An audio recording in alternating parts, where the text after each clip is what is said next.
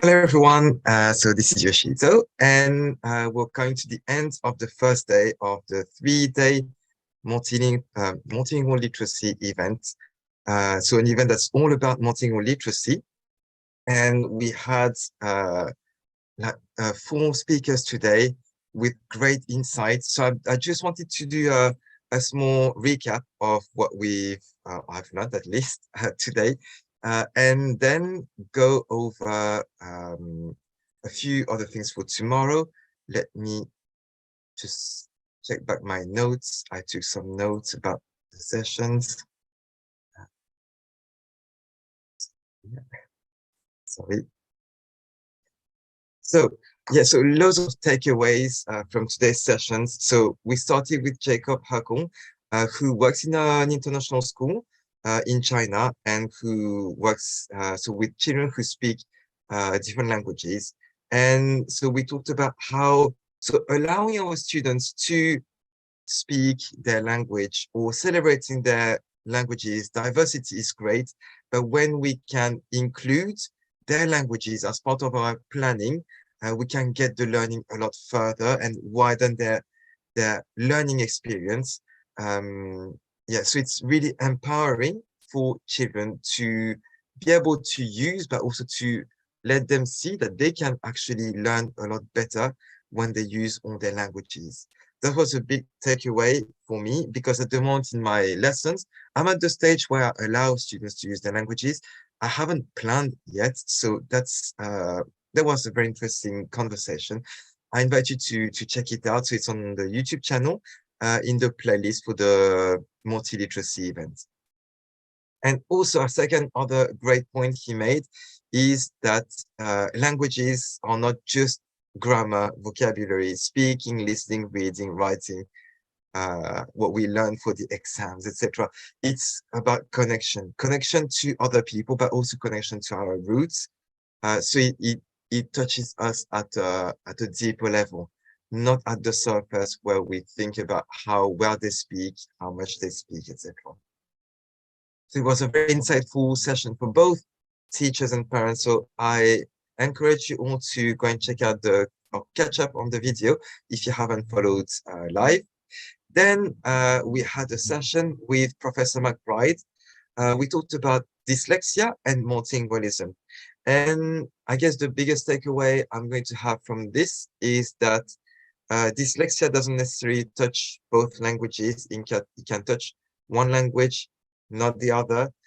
And if you would like to know if your child has dyslexia, a simple way to screen test them would be to do some games with sounds. So she talked about the Pig Latin game where so for example, for the word cat, you take the last syllable and you put it before and you put A at the end. So cat would become at K.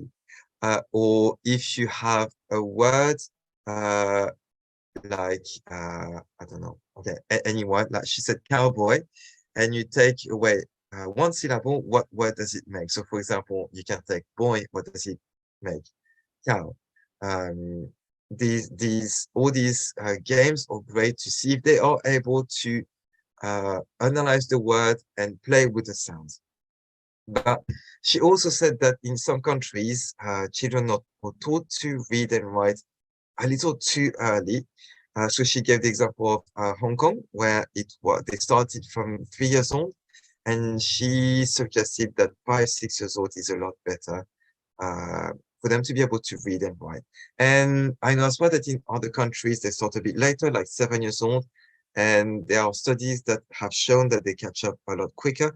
So if, for example, your child is learning to read in one language but not the other, don't be alarmed. You can wait. For example, in my family, that's what we've done. Our sons were not or my eldest especially, wasn't really interested in reading for a long time. And when he was 6, he started to do it in school with English. And I added French and then Korean a little later. No, sorry, he started around 5 years old. And then we started on the multi-literacy journey when he was 6 and a half. I have made 2 videos on this on my YouTube channel, so you can go back and check them. Um, then we talked with Dr. Bialystok about the cognitive benefits of multilingualism. What I'm going to take away from this really insightful session is, so Dr. Bialystok, he studies the cognitive benefits of multilingualism. So it's about cognition, but she said that more than thinking about cognition, what are the benefits, etc., or trying to focus too much on data, on what they're able to say, if they speak back to us in our language, it's really important to focus on their well-being, yeah, and also that every single experience, language experience, is going to modify our brain in a certain way. So for example, she gave the example of children who were born in China, and at 1, 2, or 3 years old, they were adopted. And so they had their first years where they didn't really speak in Chinese. So their brain has adapted to it. And later on in life, she said maybe it gives potential advantage for them to learn Chinese, because the way the brain interprets tones, instead of being just sound music like it would be for someone who doesn't grow up with Chinese, it's in the meaning area. So for these babies, tones in the language become more than just music, it's part of the meaning. And we finished the day with Dr. Ibrahim, with whom we talked about picture books. It was a very interesting session about how much we can do with picture books, and that we can use them with young children, of course, but also older children, teenagers, even adults. And we talked about bilingual picture books as well, the benefits or the questions you can think about. And she also gave us 2 links with loads of resources for teachers who would like to use picture books as part of their teaching. In one of the links, I haven't checked them yet, I just got them, included them, but you have apparently 18 modules with with 18 different picture books that are, I think they cover 5 lessons. And so it basically gives you a framework to work with. Either you can use it straight away in your lessons. If you want to use them as examples to use other picture books, you can do that. So a lot of resources. Yeah, so just another thing. On my YouTube channel, there are now quite a few videos. So there are these live interviews, but I have also uploaded some interviews with authors. So there are 4 authors that are sharing their journey, but also about the multilingual journey of their children. So that's going to be quite insightful as well. 2 videos where I'm doing a little review of my 2 sponsors, which are Fluent Books Publishing, which is a company that's publishing books in your languages. So which means that if you don't find your languages in the books, Hannah, who is the owner of the company, is going to create them for you. So find a translator and translate her story in your languages. And it can be translated in up to 10 languages in the same book, if it's short stories with a little bit of text. So that's especially useful for schools and libraries, where you have a wide range of background, student background or children's background. And the second sponsor is Uta Lima Horrible, so with her company, which is Uta's International Lounge and Academy.